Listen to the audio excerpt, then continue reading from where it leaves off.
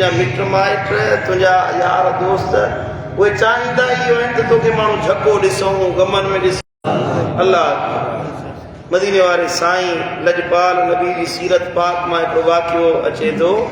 जॾहिं आका करीम सल्लल्लाहु तआला अलैहि वसल्लम हिजरत करे मदीने शरीफ ॾे पिया वञनि मके पाक खां, पोइ कुफ़ार तलाश कंदा ॻोल्हींदा अचे गारे सौर जे मथां पहुता जिते महबूब सोना आरामी थिया हुया टिनि ॾींहंनि जे लाइ। हज़रत सैयदना अबू बकर सिद्दीक़ रज़ी अल्लाह ताला अन्हु साईं करीम सल्लल्लाहु अलैहि वसल्लम खे चयो, या रसूल अल्लाह, दुश्मन दरवाज़े ते पहुची विया आहिनि, हाणे मारे छॾींदा, हाणे ख़तम करे छॾींदा। क़ुरान फरमायो सानी अस्नैन इज़ हुमा फिल गार, ॿिनि मज़ा ॿियो जॾहिं पंहिंजे साथी खे चयईं त दुनिया वारा पहुची विया आहिनि, इज़ यक़ूलु लिसाहिबिही ला तहज़न इन्नल्लाह मअना। साहिब पंहिंजे खे चई, पंहिंजे साथी खे चई त गम न कर, दुख न कर, परेशान न थी, बेशक अल्लाह असां सां गॾु आहे, रब असां सां गॾु आहे, अल्लाह असांजो साथी आहे। पोइ हुनजो नतीजो छा निकितो, जॾहिं अल्लाह जे साथ जी ख़बर पई, रब जी मईयत जी ख़बर पई, दुखनि में गमन में जॾहिं इहा कल पई त अल्लाह असां सां गॾु आहे। क़ुरान तो फरमाए फअंज़लल्लाहु सकीनतहु अलैहि व अय्यदहु बिजुनूदिन लम तरौहा। हुन सां अल्लाह ताला हुन जे मथां पंहिंजो सुकून नाज़िल फरमायो। जॾहिं रब ते भरवसो थी वञे, गमन में दुखनि में अल्लाह ते भरवसो थी वञे त अल्लाह सुकून नाज़िल कंदो आहे। ऐं अल्लाह अहिड़े लश्कर जे ज़रिए उन्हनि खे ताक़त ॾिनी जेके अखियुनि सां नज़र न पिया अचनि। तव्हां जॾहिं गमन में पइजी वञो, दुनिया वारनि खे छॾे, माण्हुनि खे छॾे, अल्लाह ते यकीन रखो मुंहिंजा दोस्तो, रब ते भरवसो रखो त क़ुरान थो फरमाए अल्लाह तव्हांजी अहिड़े लश्कर जे ज़रिए मदद कंदो जेके अखियुनि सां नज़र त नथा अचनि, पर उहे हर विख ते तव्हांजा मददगार। तव्हां ॻाल्हि सम्झी की न कोन सम्झी?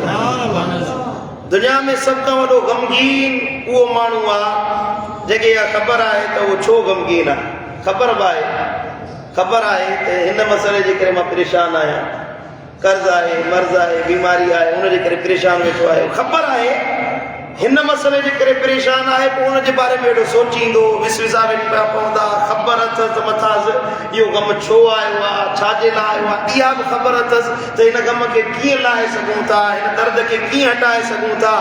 पोइ जेकॾहिं उनजो इलाज न कंदो, हिमत न ॾेखारींदो, जवां मर्दी न ॾेखारींदो, पोइ उहो गम हिनखे अचे खाईंदो, हिनखे गम अचे पकोड़ींदो। अहिड़ो जो गम माण्हू खे डिप्रेशन जो मरीज़ करे छॾींदा आहिनि, गम इंसान जी तबियत खे नाचाक करे छॾींदा आहिनि, सिहत खे ख़राब करे छॾींदा आहिनि, इंसान खे तकिड़ो पोढ़ो करे छॾींदा आहिनि। गम इंसान खे अहिड़ो मुतासिर कंदा आहिनि जो थुल्हो मतारो माण्हू हुजे न, ॾुकरो ऐं कमज़ोर थी वेंदो आहे। इंसान खे गम अहिड़ो परेशान कंदा आहिनि जो हल्को माण्हू अञा वधीक हल्को थी वेंदो आहे, ॻरो माण्हू माॻियां करी वेंदो आहे। गम अहिड़ी शइ आहे, उनजी सोच, उनजे बारे में सोचणु, परेशान रहणु, इहो इंसान जी सिहत खे, अकुल खे, फ़हम खे, इल्म खे तमामु घणो मुतासिर कंदा आहिनि।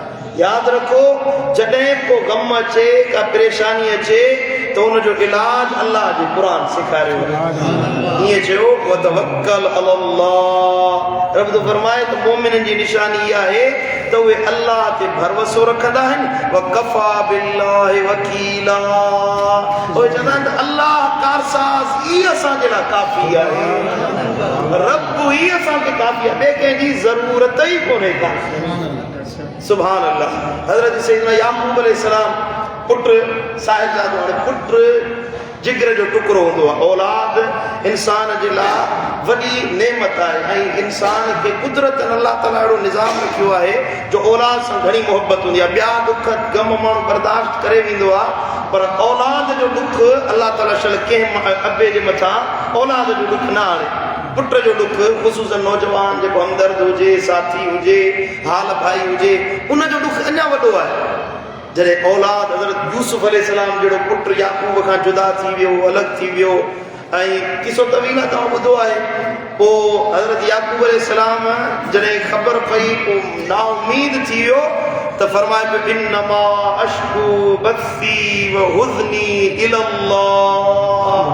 मां पंहिंजी शिकायत पंहिंजे गम जी फरियाद पंहिंजे अल्लाह सां करे रहियो आहियां। वो के सालनि ताईं रोंदो रहियो, के सालनि ताईं अखियुनि जा आॾो पर्दा अची विया, बच्चे जे गम में फिराक में अखियुनि जा आॾो पर्दा अची विया, रोअण जे करे ॾिसी न पियो सघे। पर सुभान अल्लाह कॾहिं माण्हुनि सां शिकायत न कई।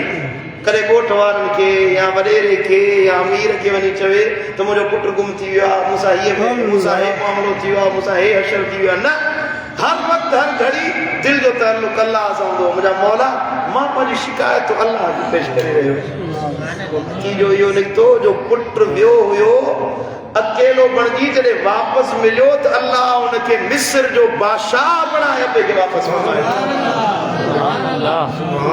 सुभान अल्लाह। ऐं हज़रत सैयदना यूनुस अलैहिस्सलाम इत्तिफ़ाक़ कहिड़ो थियो जो मच्छी जे पेट में वञी पियो। इहो किसो तवील आहे, पर मच्छी जे पेट में वञी पियो त उते दाऊं रड़ियूं न कई, उते हाय वाका न कई। हाणे गम पहुतो आहे जे सिर ते न, उन में कहिड़ो फथकणु, कहिड़ो रड़ियूं करणु।